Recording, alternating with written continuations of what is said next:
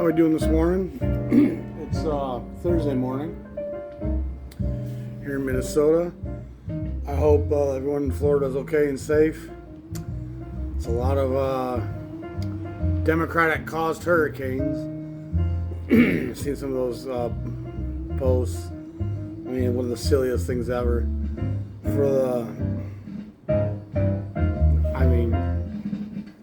What's the benefit? If something costs a lot to do and there's not a real financial gain, I mean, until you have a good motive, people. For those who don't know, there's conspiracy theories here in America that the Democrats are somehow causing these hurricanes. For what reason? To keep people from voting? I don't know. I mean, the vote's not for a month yet, so. But anyway, thoughts and prayers to those people. It's been a tough go of it. Those storms have been horrific. Those warm ocean waters, which the scientists have said would cause these hurricanes, are to blame. Not a political agenda. I mean, I hate to talk in a condescending tone, but Jesus, science says this is what's going to happen if the oceans keep warming. And then it happens, and then you try to find alternative reasons why it's happening. Why is science such a difficult thing for people to trust? Whenever you have to suss out two different groups for an agenda, if one doesn't have a financial motive, it really weakens your case. Money motivates everything. But anyway, speaking of money, those who've helped out with the channel and the cafe lately, thank you very much. I appreciate that support. I mean, things are still tight. It's the political cycle definitely hasn't helped my business in this town. We're surviving, thanks in part to you guys helping out here and there. But anyone else wants to help out this month, donate to the Patreon, the PayPal. That money helps me pay these bills and keep this place afloat. I mean, it hasn't been any gravy since my wife left. There hasn't been any money to buy records or... I mean, I had a gal for a while helping me buy some stuff last spring, but I mean, I haven't really bought records at all the last year. It's been really hard. Anyway, enough on that. We're surviving. And, pardon my allergies here. I'm sure I've said this before on the channel, and I'll say it again. Whenever I start feeling like, geez, I got it tough. I think to myself, a little heartache and money problems to a black man in the 50s in America, that was a good day. I mean, that was the worst of your problems, say? Oh, you got a little heartache and you're a little broke? I mean, welcome to the club. And when you reflect on that, it allows you to be a little less sorry for yourself and a little bit more, again, the people going through what they're going through in Gaza and Lebanon and the people in Florida right now struggling through these hurricanes. There's certainly degrees of struggle. And little pushback on my loco friend who always comments with his Trump posts. Yes, I know what tyranny is. And yes, black America lived under tyranny. You might want to look that word up and look up some history. And quit looking at your propaganda books and thinking that slavery was some kind of gift. Your naivety is shocking. Your ignorance and your prejudice are so not Christ-like, he would shun you. Gringo loco, just so you know. You are not a spiritual person. You are not an upstanding person. Your degrees of hate and fear and ignorance color everything you say. Whether it's your comments about my bloomers and my fingernails or your comments about the black community and racism, grow up. Welcome to the new world that we live in. Your antiquated ideologies need to die, along with racism and prejudice and sexism and nationalism. They're all antiquated theories. If you think you're an American, you're a human earthling. Your empathy should extend to all people, motherfucker. And until you recognize that you're not an American, that you're a human earthling, you will exist in that stupid paradigm. But if there's a wall of canned tomatoes and there's a couple cans saying, we're not tomatoes, we're Del Monte, that's a dumb tomato.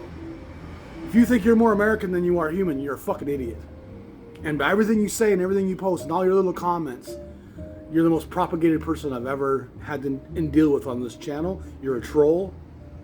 I ignore most of what you say, but I don't know what tyranny is. I mean, you wouldn't live 3 days as a black man in America in the 1940s. Trust me. You're a weak, pathetic, little sniveling follower with no identity of their own. Every comment you make is a propagated piece of pigeon poop. Anyway, move on. Been listening to a lot of stuff in the cafe lately. Really been kind of digesting a lot of jazz. It's really, there's been times where I've been working on my own music a lot. And sometimes when I'm in my own headspace, writing songs, writing lyrics, trying to remember melodies, I won't play a lot in here because I'm trying to kind of get these melodies defined and working on my stuff. Sometimes I'll practice 5-6 hours a day. And then when I'm not practicing, the songs are in my head. I'm just trying to work on them. Even when I'm not playing them, I'm still kind of processing them. But lately I've been kind of taking a bit of a break from that, and so the playing has really gone up a lot. I've been playing a lot of records. And it's nice, because it's always good to take a break from something, and when you come back to it, you feel rejuvenated, you feel enthusiastic about it again. And, these record shelves are incredibly educational. They are so informative. There's so much history that you can glean. Economic history, racial history, American history, world history, immigration history. It's, jazz tells an incredible story. And it's one that we try to share on this channel through that lens all the time. It's not just about the pressings and how many grams your record is and which press plant pressed it. Stuff's of nominal interest. Again, like I've said before, it's a bit like being in a Mark Twain book club, talking about the book binding and the paper and the ink. Marginally interesting. But what edition of the book you have versus that river and that story and that Huck Finn, let's talk about that. What drove this art? What is the artist trying to get across? And again, this music is one of overcoming tyranny. It's one of overcoming oppression. It's one of celebrating in spite of great struggle. That's part of what makes it so full of joy and life and vivacity, is the struggle that they had to overcome to get to this place. Art is an incredible balancing act. History is written by the great winners of the wars. Losers of those wars get to make great art. Whether it's The Lord is My Shepherd, or whether it's jazz music and the blues in America, it's the same principle at work. The underclass gets to make art speaking of freedom, dreaming of a promised land. A man that's not free can dream of freedom and know what it is. A people lost in the wilderness can dream of a promised land. And that promised land here in America, for black Americans who were brought here in chains, still hasn't been really given to them. The process is undergoing and we're making progress, but the rise of this national little white threat, again, I don't want to go back into politics, but let's dive into some of this stuff. So, a band that gets kind of a bad rap in a lot of jazz circles is the MJQ, the Modern Jazz Quartet. And of course, John Lewis was the great driver of that group. Milt Jackson, the fantastic vibraphonist, was his sideman, uncomparable. Those two were really kindred spirit in that group. And Milt, on his own, a Detroit native, was a very bluesy gospel guy. But in the MJQ, they were always kind of challenging just the straight gospel of the blues and jazz, and they were grafting in European sounds and more composition. And Milt, on his own, definitely was much more of just a blues player, much more of a jazz player. But MJQ is far jazzier than people want to remember at times, and some records are more third stream than others. Some of that later Atlantic stuff does get fairly, but you can't like Sketches of Spain and Porgy and Bess by Miles Davis and then criticize what MJQ was doing. It's the same thing exactly. It's the exact same hybrid of European classical tradition and arranged parts with jazz improvisation sprinkled between. There's no separation there. Early MJQ, and I don't think, early MJQ, if you go to the Savoy recordings, Kenny Clark's in the group. Of course, Kenny Clark was a mainstay at Savoy, one of the great innovative drummers of all time.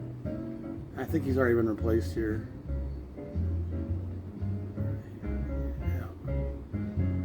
And I think Ray Brown was actually on some of those early sessions as well, if I remember.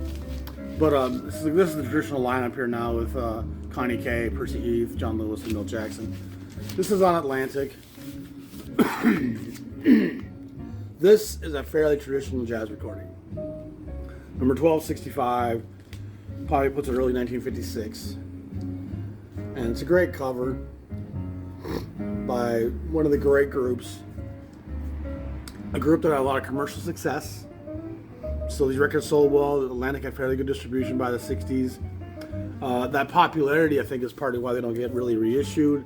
I think it's also why a lot of collectors think, oh, you guys can't be any good. The records only cost $5. No, they cost $5 because there's a lot of these cut records out there. But Milt Jackson alone is worth the price of admission, always. And Lewis is an incredible player with an incredible pedigree.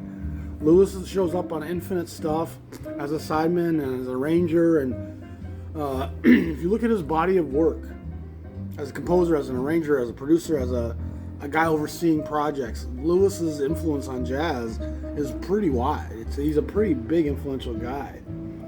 And so there's no question in my mind that that's an incredible recording by a great group that largely gets overlooked today.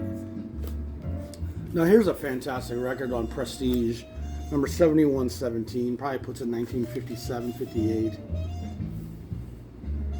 And what a group on this. I mean, the Taylor's Wailers, for those who don't know, Art Taylor was a fantastic session drummer, worked for Prestige, some for Riverside, but mostly Prestige. He shows up in a few Blue Note sessions as well, mostly an East Coast cat. Part of the hard bop scene, one of the great storytellers in jazz, and one of the great documenters of his fellow jazzmen, and interviewed a lot of them at the time, and has issued books about it. Good stuff. But here he's playing with Donald Byrd, Jackie McLean, Charlie Rouse, Ray Bryant, and Wendell Marshall, and he is of course on the drums. And then on one track you have Coltrane, Garland, and Chambers, which was part of the Working Coltrane Miles Quintet group there that they throw a track in from that, just one track. I think it's CTA with Chambers, Garland, and Coltrane with Taylor. But I mean, the other group with the other 5-6 songs was Byrd, Bryant, McLean, Wendell Marshall, Charlie Rouse.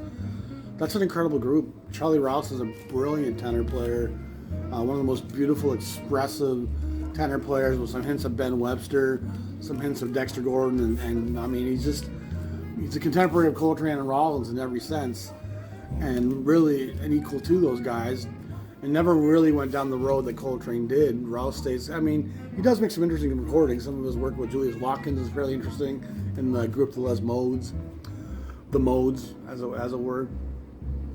But Taylor's a fantastic drummer. This is a great hard bop. It's a driving session. Great cover. He has 2 records as a leader, I believe, for Prestige, and then 1 at Blue Note, AT. So, but again, Rouse is brilliant on this. And the funny thing was, I was listening to this record and I noticed a piano passage, and I was like, oh, really enjoyed that. Who's that? And before I looked, because I don't always remember who's on every record, obviously. And I tried to think of myself, okay, 57, Prestige, bluesy playing. Probably, I mean, I eliminated a few guys who it could be. And I guess it's probably Ray Bryant. And that's exactly who it was. I mean, you don't always get those guesses right, but I always try to challenge myself and see if I can get close to who was on a session. Here's Kenny Burrell with Art Blakey at the 5 spot on a Blue Note, number 4021. So again, late 55, early 56. Ben Tucker, Tina Brooks, Bobby Timmons, Roland Hanna's on a track on the piano. So not a very conventional Blue Note lineup here with, I mean, Bobby Timmons was a young man here at this point. Must have been just about the time he joined the Jazz Messengers, maybe even before that. Ben Tucker, you don't see him playing with Blakey very often on the bass. And then Burrell with Tina Brooks. And this is Brooks before his strong, steep decline. It says 59 though, so duh, 4,000. Which makes a little more sense in terms of those players, actually. I was thinking it was 1521, which would have been much earlier.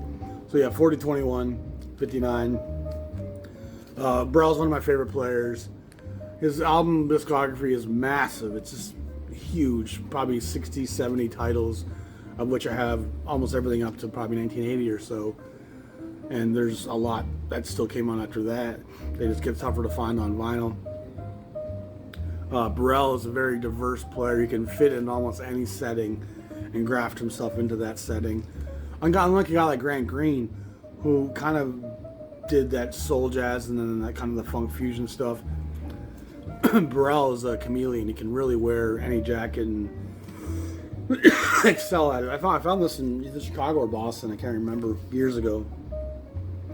And again, you don't hear Blakey with a guy like Burrell very often. But it's a great session. Another fantastic record. Miles jazz track. This wasn't issued on CD for quite a while, if memory serves. Again, those days are a long time ago, but then I think it was finally issued on one of the Miles Davis Columbia box sets. This came out in probably '59, and the sessions are from '57, '58. The first side of this is the French soundtrack, Le Chevaux, the Stairway to the Gallows. That film soundtrack that Miles records in France with Michelot and René Ertruger and the whole crew. I mean, it's fantastic. What a great soundtrack. Really dark and sparse. And I mean, it's a stark film. And Miles with these French players plays just wonderfully. Barney Weiland. It's really great stuff. And it's Miles quite departed from the hard bop client that he was at that point in America, playing with Coltrane and Philly and those guys. That's a very much more aggressive hard bop thing. And Miles is in France playing to a soundtrack with a bunch of French players. And if anything, it's Miles in a setting that's more suited to him. Miles really could voice that sorrow, that dour nature, that kind of bitterness and resentment and insecurity.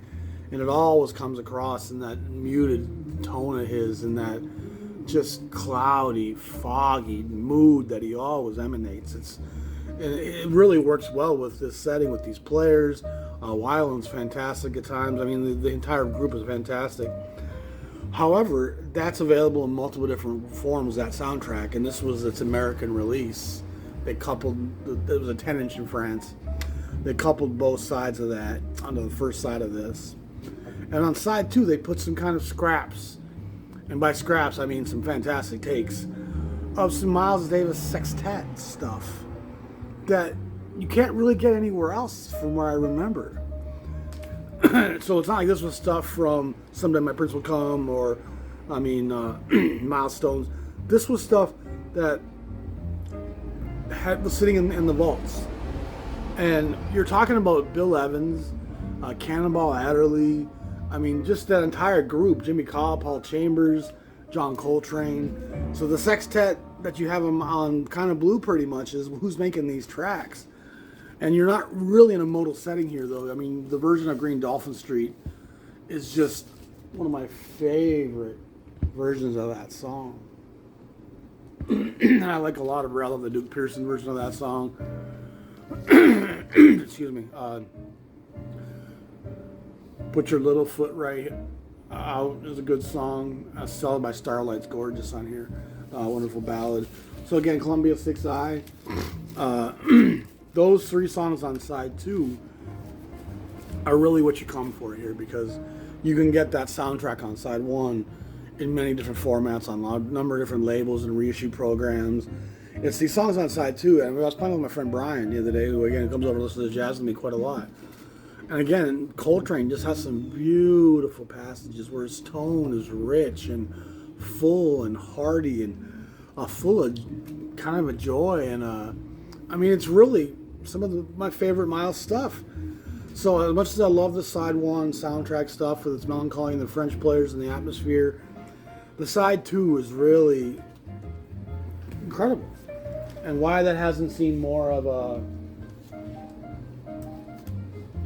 they need to find a place to put those songs. I don't know how they're available today. I don't know if that record is available today. I'm not sure.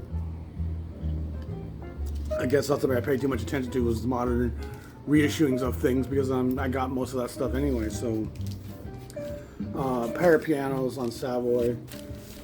Cool old Savoy. Number 12049, probably 1956, maybe 57, probably 56.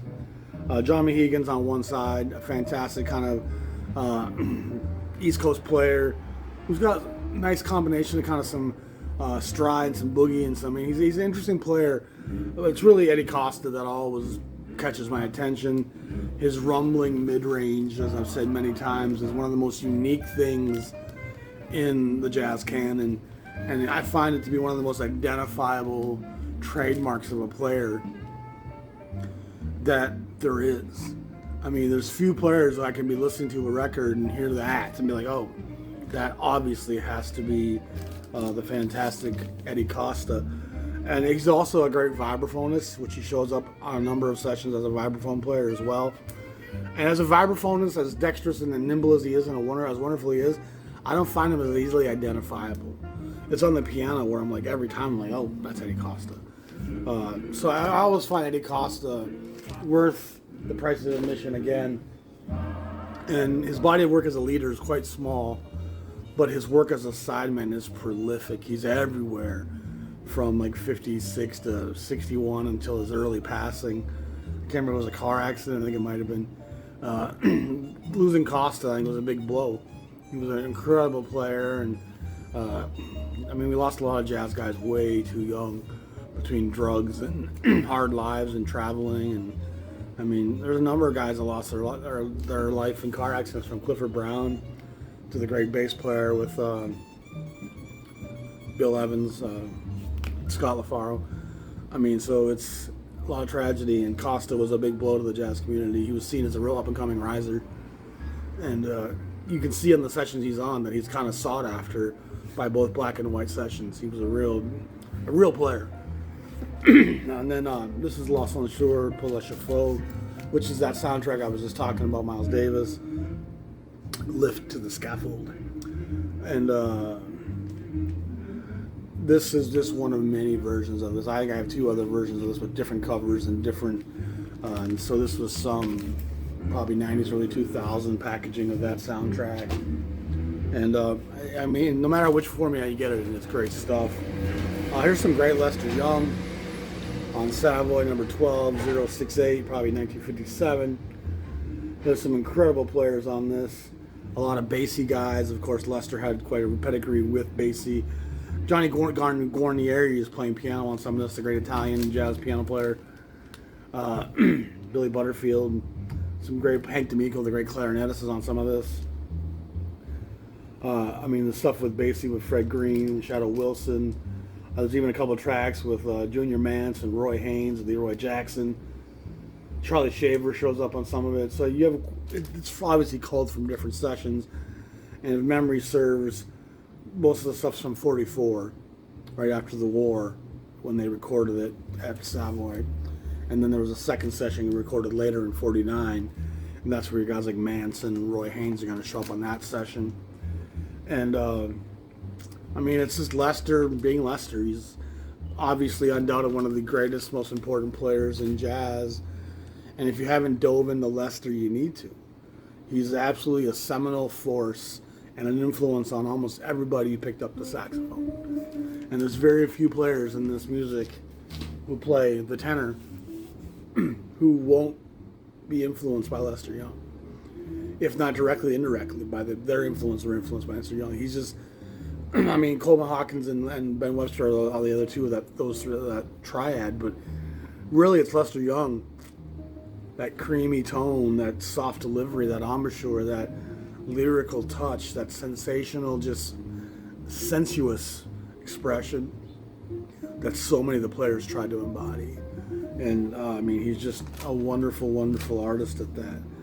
Now here's another great session by Hal McKusick. This is on Prestige, number 7135. So again, that's going to put this late 50s. This is a Japanese pressing of this.